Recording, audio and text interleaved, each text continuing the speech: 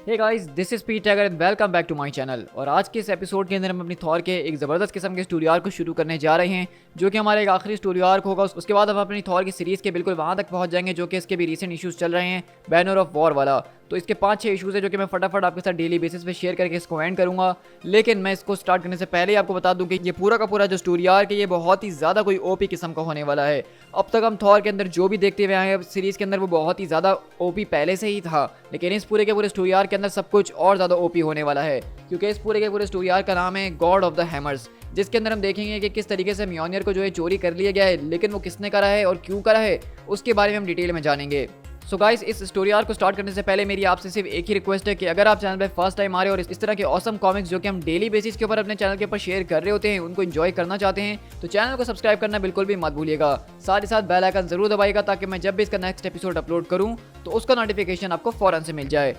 तो चलिए बिना किसी और बात के फौरन से अपने आज के इस कॉमिक बुक सीरीज को स्टार्ट करते हैं।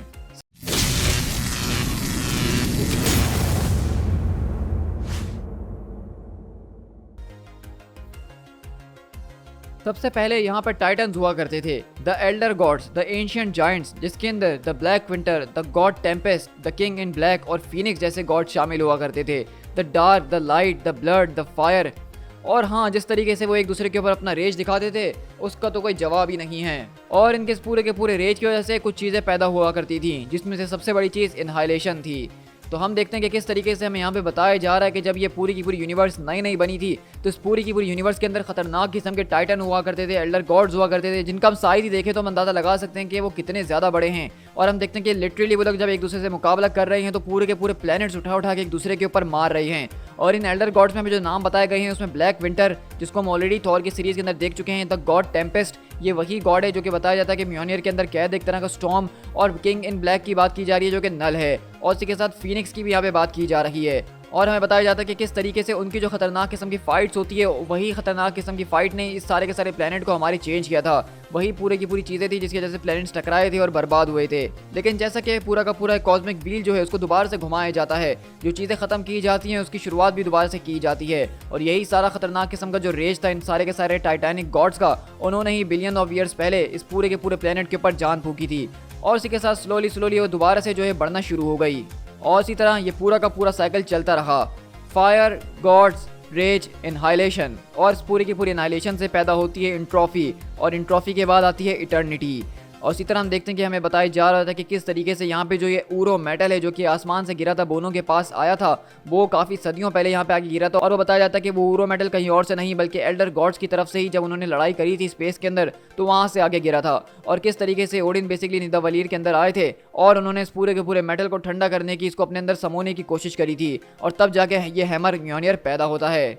लेकिन इस पूरी की पूरी दुनिया के अंदर जहाँ पे गॉड्स और टाइटन्स रहते हैं, हम इस बात को भी बहुत अच्छे तरीके से जानते हैं कि कोई भी चीज़ यहाँ पे हमेशा के लिए जिंदा नहीं रह सकती है, चाहे हम इटर्निटी की ही क्यों ना बात कर लें। रिसेंटली जो सारे का सारा एक इवेंट हुआ था वॉर ऑफ द रेल्म्स का, जिसके अंदर हमने देखा कि किस तरीके से माइटी थॉर जेन फोस्टर ने एक ज़बरदस्त किस्म की फोर्स से मुकाबला करा जिसका नाम मैंगॉग था, जिसको रोकना एक इम्पॉसिबल सी बात थी। हमारी माइटी थॉर ने उस ग्रेट डार्क बीस्ट को सूरज के अंदर फेंक दिया, उसके साथ साथ म्योनियर को भी उसके साथ बांध के सूरज के अंदर धकेल दिया गया। ये तब की बात है जब म्योनियर को सूरज के अंदर डाल के डिस्ट्रॉय कर दिया गया था। लेकिन ये ज़्यादा टाइम पहले की बात नहीं है कि इसको दोबारा से पैदा करने की कोशिश की गई थी। The fury of titans, fire rained, और अब दोबारा से उस पूरे के पूरे फायर से पैदा हुआ एक रेज। और इस तरह में यहाँ पे बताई गई है म्योनियर की रीसेंट कहानी कि किस तरीके से म्योनियर को डिस्ट्रॉय कर दिया गया था और सूरज के अंदर फेंक दिया गया था लेडी जेन फोस्टर के साथ। लेकिन हमने देखा कि किस तरीके से थॉर जो है दोबारा से उस हैमर को बिल्ड करता है और अब उस हैमर को वील्ड कर रहा था।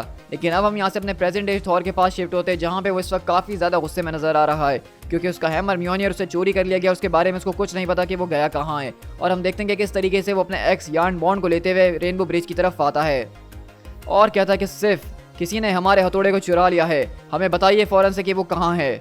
तो सिर्फ बोलती कि मेरे राजा, मैं इसको नहीं देख सकती हूँ, मुझे कुछ भी नज़र नहीं आ रहा है। आखिरकार ये पॉसिबल कैसे हो सकता है कि तुम मेरे हैमर को नहीं देख पा रही हो सिर्फ। थॉर बहुत ज़्यादा रिस्पेक्टफुली मैं आपको यही कहना चाहूँगी कि ये कोई भी जो शख्स है जिसने इस हैमर को चुराया वो काफ़ी ज़्यादा पावरफुल नज़र आ रहा है। वो इतना ज़्यादा पावरफुल है कि वो म्योनियर को चुरा सकता है और वो मेरी आंखों से छुप रहा है, तो ये बहुत ही बड़ी बात है। और थॉर, आप शायद इस बात को भूल रहे हैं कि अब आप एक राजा बन चुके हैं, अब आप जो है मास्टर ऑफ वॉर नहीं रहे और ना ही आपको बनने की कोई ज़रूरत है। अब वैसे भी बिल जो है वो वापसी लौट कर आ चुका है, तो ये काम आप उसको सौंप सकते हैं। आपको इस वक्त एसगार्ड के ऊपर होना चाहिए और अपनी हुकूमत करनी चाहिए, क्योंकि यहाँ पे ऐसी अभी बहुत सी ज़रूरी चीज़ें जिनको आपकी अटेंशन रिक्वायर्ड है। जो कि सिर्फ एक राजा ही पूरा कर सकता है। लेकिन थॉर बोलता है कि यहाँ पे किताब मौजूद है a great Tomé of Kings के अंदर, के पन्नों के ऊपर जो कुछ भी लिखा हुआ है वो किसी को नजर नहीं आता है सिवाय एसगार्ड के राइटफुल किंग के लिए। वो सारे के सारे पन्नों को पढ़ सकता है। और पिछले कुछ दिनों से मैं मुस्तकिल तौर पे उस पूरी की पूरी किताब को पढ़ रहा हूँ और उसके अंदर मैंने देखा कि किस तरीके से कुछ पुराने किस्से हमारे फादर और ग्रैंडफादर के मौजूद हैं। उसमें ये लिखा हुआ था कि जब हम इस दुनिया के अंदर मौजूद ही नहीं थे और ना ही हमारा कोई वजूद था, तो सबसे पहले यहाँ पे टाइटन्स हुआ करते थे। वही टाइटन्स थे जिन्होंने इन सारे के सारे रेल्म्स और सारे के सारे दूसरे वर्ल्ड्स को फॉर्म करा है। लेकिन उस पूरी की पूरी कहानी के अंदर एक प्रोफेसी भी जो है बताई गई है कि चीज़ें जो हैं कुछ इस तरह से आगे चल के होंगी। हम पिछले कई दिनों से उस किताब को पढ़ रहे हैं मुस्तकिल तौर पे। हमने ना ही कुछ खाया है और ना ही सोए हैं। उसके अंदर एक ग्रेट स्टॉर्म की बात की गई है, एक ऐसा खतरनाक किस्म का स्टॉर्म जिसको आज से पहले किसी ने भी नहीं देखा होगा। और वो स्टॉर्म कोई और नहीं बल्कि म्योनियर लेकर आने वाला है। और उस म्योनियर को कोई और नहीं बल्कि खतरनाक किस्म का गॉड ने वील्ड किया हुआ होगा, जिसका नाम होगा गॉड ऑफ हैमर्स। और उसके अंदर ये भी लिखा हुआ था कि वही गॉड जो है एसगार्ड के गोल्डन गॉड की जान लेगा, उसको जान से मारेगा। और उसके एग्जैक्ट वर्ड्स ये थे, उसके सोल को हमेशा के लिए ट्रैप कर दिया जाएगा उस आग के अंदर और वो कभी आज़ाद नहीं हो पाएगा। तो इस पूरी की पूरी किताब के अंदर जो भी लिखा हुआ है ये मुझे बताने की कोशिश कर रही है कि हम कैसे मरेंगे, लेकिन हमें ये बात मंजूर नहीं है। तो वहीं से सिर्फ बोलती कि थॉर मुझे इस बारे में कोई आइडिया नहीं था। तो थॉर बोलता है कि हाँ, आखिरकार तुम्हें इसका आइडिया हो भी कैसे सकता है। तो इसलिए अगर तुम्हें लगता है कि वाकई में यहाँ पे कोई ऐसी चीज़ें मौजूद हैं जिसको हमारी अटेंशन रिक्वायर्ड है, तो तुम जाओ और जाके सारी की सारी अटेंशन अपनी वहाँ पे पे करो। क्योंकि मैं देख सकता हूँ कि अगर तुम यहाँ पे मेरे हैमर को तलाश नहीं कर सकते हो तो तुम इस वक्त मेरे लिए किसी काम की नहीं हो। तो इसलिए तुम जाके मेरा ही काम कर लो। तो सिर्फ बोलती कि थॉर मुझे लगता है कि आप इस वक्त अपने होश के अंदर नहीं हैं। मैं जानती हूँ कि हैमर को चुरा लिया गया और आप इससे बहुत ज़्यादा अफसोस में हैं। लेकिन वहीं से थॉर बोलता है कि सिर्फ क्या मुझे ज़रूरत है कि मैं तुमसे तुम्हारी तलवार को वापसी छीन लूँ। तो सिर्फ अपना सर झुकाती और कहती है कि नहीं मेरे राजा, जैसा आप कहें मैं बिल्कुल वैसा ही करूंगी। और अगले पल हम देखते हैं कि वो बायफ्रॉस्ट का दरवाजा खोल के थॉर को यहाँ से टेलीपोर्ट करती है। और थॉर बोलता है कि मुझे फौरन से ओल्ड मैन के पास भेज दो। और इसी तरह हम यहाँ से एक ज़बरदस्त तरह की जगह के ऊपर शिफ्ट होते हैं जहाँ पे हमें उसके बारे में बताया गया है कि ये एक ऐसी जगह है जिसको आसान अल्फाज में बयान करना बहुत ही ज़्यादा मुश्किल है। इस जगह के बहुत ही ज़्यादा अलग अलग ओरिजिन्स मौजूद हैं। कुछ लोग इस बात को क्लेम करते हैं कि ये एक पुरानी सिविलाइजेशन का कटा हुआ टुकड़ा है, जो कि किसी और ने नहीं बल्कि नल ने अपने पूरे के पूरे कैंपेन के अंदर जब वो सेलेस्टियल्स को मार रहा था तो उसमें से एक सेलेस्टियल का हाथ ये कटा हुआ है और यहाँ पे स्पेस के अंदर घूम रहा है। लेकिन कुछ लोग ये भी मानते हैं कि इस हाथ के अंदर अभी भी जान मौजूद है और वो अपने जिस्म को ढूंढने की कोशिश कर रहा है। लेकिन इस हाथ की चाहे कोई सी भी कहानी को आप मानते क्यों ना हो, लेकिन इस पूरी की पूरी यूनिवर्स के अंदर होने वाली ये सबसे खतरनाक जगहों में से एक है जहाँ पे इस यूनिवर्स के सबसे ज्यादा बारबरिक लोग मौजूद होते हैं। और इस जगह को नाम दिया गया है द गॉन्टलेट का, the black hand of god, the pit. ये इस यूनिवर्स के अंदर होने वाला सेंटर ऑफ ऑर्गेनाइज्ड कॉम्बैट की जगह है। ये वो जगह है जहाँ पे लोग बहुत ही ज़्यादा पैसा कमाते हैं। ये वो जगह है जहाँ पे हीरोज़ पैदा होते हैं, जहाँ पे वॉरियर्स को टेस्ट किया जाता है। ये वो जगह है जहाँ पे टाइटन्स गिरते हैं। और हम देखते हैं कि बेसिकली ये सेम वही जगह होती है जो कि हमने लास्ट एपिसोड में देखा था कि एंजेला बेसिकली ओडिन को यहाँ पे लाके छोड़ देती है ग्लैडिएटर फाइट के अंदर। और ओडिन देखते हैं कि हम खतरनाक किस्म के बीस्ट से पिट रहे होते हैं ज़बरदस्त तरीके से और वो कहते हैं क्या तुम्हारे अंदर इतना ही दम है बीस्ट? क्योंकि ओडिन ने अभी तक तो पेन को महसूस करना शुरू भी नहीं किया है। लेकिन अगले पल वो बीस्ट उनको जोरदार लात मार के गिरा देता है और उनको अपनी तलवार से मारने ही वाला होता है। लेकिन तभी हम देखते हैं कि अचानक वहाँ पे बायफ्रॉस्ट खुलता है और थॉर बीच में आ जाता है और कहता है कि मेरे फादर से दूर रहो। और अगले पल थॉर उस बीस्ट को एक लात मार के वहाँ से भगा देता है और सारे लोग शोर मचाना शुरू कर देते हैं कि ये तो चीटिंग है और कुछ भी नहीं, मैं अपनी शर्त हार गया हूँ। तो वहीं से थॉर बोलता है क्या मुझे पूछने की ज़रूरत है? तो ओडिन बोलते कि ये तुम्हारी बहन ने करा है, वो मुझे बस यहाँ पे ऐसे ही छोड़ के चले गई थी। तो थॉर बोलता है कि अच्छा एंजेला, सही कहा आपने, लेकिन इस वक्त मुझे आपकी मदद की ज़रूरत है क्योंकि म्योनियर को। तो ओडिन कहते हैं कि मैं जानता हूँ कि वो चोरी हो चुका है, हर कोई इसके बारे में अब जान चुका है। तो वहीं से थॉर बोलता है इसका मतलब ये है कि आप यहाँ पे प्लानिंग कर रहे थे मेरी मदद करने के लिए, क्या मैंने ठीक कहा? तो ओडिन बोलते हैं कि पिछली बार जब हम मिले थे तो तुमने इस बात को काफ़ी हद तक क्लियर कर दिया था कि मेरी तुम्हारी नज़र में क्या औकात है, तो आखिरकार मैं तुम्हारी मदद क्यों करूँगा? लेकिन ज़रा अपने पीछे देखो। और थॉर बोलता है हाँ ऑफ कोर्स, मुझे बस 1 मिनट देना। और अगले पल हम देखते हैं कि वो खतरनाक किस्म का बीस्ट यहाँ पे आता है थॉर के ऊपर अटैक करने के लिए। लेकिन थॉर अपनी तलवार को निकाल के उसके हाथ को चीर देता है और काट के उसके 2 टुकड़े कर देता है और कहता है कि देखें एक बार फिर से मैंने आपकी मैस को साफ कर दिया है, तो क्या आप मेरी मदद करने के लिए तैयार हैं?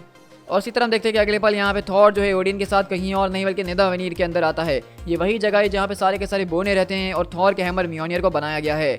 और इसी तरह वहीं से थॉर बोलता है मुझे ये बात समझ में नहीं आ रही कि आप आखिरकार बोनों के पास क्यों आए हैं। हमें इस वक्त वेपन बनाने की ज़रूरत नहीं बल्कि म्योनियर को वापसी ढूंढने की ज़रूरत है इससे पहले कि वो किसी और के हाथ में पड़ जाए। तो वहीं से ओडिन बताते हैं कि ड्रॉफ्स ऑफ नेडावेनीर जो हैं वो अपनी हर एक क्रिएशन का ट्रैक रखते हैं जो कोई भी उन्होंने आज तक बनाई है। वो अपने हर एक वेपन के अंदर अपने सोल का एक छोटा सा हिस्सा डाल देते हैं। वो अपने काम के अंदर अपना खून पसीना लगाते हैं। ये सिर्फ एक कहावत नहीं बल्कि सच है। नेता वनीर के बोनों को पता होता है कि जो कोई भी वेपन उन्होंने बनाया वो इस वक्त इस यूनिवर्स के अंदर कहाँ मौजूद है। लेकिन इसी तरह हम देखेंगे इससे पहले वो वहाँ पे पहुंच सकें, थॉर बोलता है कि फादर क्या आप ये देख रहे हैं। तो ओडिन की आंखें खुली रह जाती है और वो कहते हैं कि हाँ मेरे बेटे, मैं देख रहा हूँ, अपने हथियार को फौरन से तैयार कर लो, क्योंकि लगता है कि यहाँ पे भट्टी के अंदर जंग चल रही है। और उसी तरह हम देखते हैं कि यहाँ पे बेसिकली जो बोनों की भट्टी होती है वहाँ से ज़बरदस्त किस्म की मारा मारी नजर आ रही है और सारे के सारे बोने पड़े पड़े नजर आ रहे हैं। तो थॉर बोलता है कि ये कोई जंग नहीं है फादर, जरा इन लोगों की तरफ तो देखिए कि इनके सारे के सारे गार्ड्स के ऊपर कोई ब्लड नजर नहीं आ रहा है, बस उनको मार गिराया है ऐसी जबरदस्त तरीके से कि वो उठ नहीं पाए हैं। उन्होंने काफी सदियों तक जो है इस पूरे के पूरे फोर्ट्स को गार्ड किया है, तो आखिरकार ऐसी कौन सी चीज है जो कि इनको गिरा सकती है। तो ओडिन बोलता है कि तुम बिल्कुल ठीक कह रहे हो, इन सारे के सारे रेवेंस की हालत तो देखो, ऐसा लग रहा है कि इनको पलक झपकाते ही गिरा दिया गया है। और तुमने ये बात भी बिल्कुल ठीक कही है बच्चे कि ये कोई वॉर नहीं बल्कि ये तो सिर्फ एक स्लॉटर था। क्योंकि अगले पल थॉर बोलता है कि गॉड्स, ये नहीं हो सकता है, सारे के सारे बोने सब के सब अब मर चुके हैं और पूरे की पूरी फोर्स को शैटर कर दिया गया है। आखिरकार इस पूरी की पूरी फोर्स को तोड़ कौन सकता है। क्योंकि अगले बार हम देखते हैं कि जब थॉर और ओडिन अंदर घुसते हैं तो उनके पूरे की पूरी फौज को बर्बाद कर दिया गया, जिसके अंदर वो वेपन्स बनाते हैं और हर एक बोने को लिटरली यहाँ पे मार दिया गया है। तो वहीं से ओडिन बोलते हैं कि लड़के जरा इनकी बॉडीज की तरफ देखो, तुम्हें ये देख के क्या लग रहा है, इनकी बॉडीज को कितने बुरे तरीके से क्रश किया गया ये साफ जाहिर है। तुमने उसको बहुत ज्यादा एओन्स तक जो है वील्ड किया है, तुम इस बात को बहुत अच्छे तरीके से जानते हो और शायद तुम्हारे अलावा इस बात को और बेहतर तरीके से कोई नहीं जान सकता है। तो क्या मुझे ये कहना यहाँ पे जरूरी है कि यहाँ पे क्या हुआ है। तो थॉर बोलता है कि नहीं फादर, मैं देख सकता हूँ कि यहाँ पे क्या हुआ है। इन सारे के सारे बोनों को जान से मार दिया गया और किसी और चीज ने नहीं बल्कि इनको हैमर से मारा गया है, और वो भी म्योनियर से। क्योंकि हम जानते हैं कि थॉर इतने सदियों से बेसिकली म्योनियर का इस्तेमाल करते हुए आ रहा है, तो अगर यहाँ पे किसी ने किसी को म्योनियर से मारा है तो थॉर इसको देखते ही पहचान जाएगा। तो उसका मतलब ये है कि जिस किसी ने भी उस हैमर को चुराया यानी कि म्योनियर को, वही यहाँ पे आया था और इन सारे के सारे बोनों का काम डाल के जा चुका है। To be continued.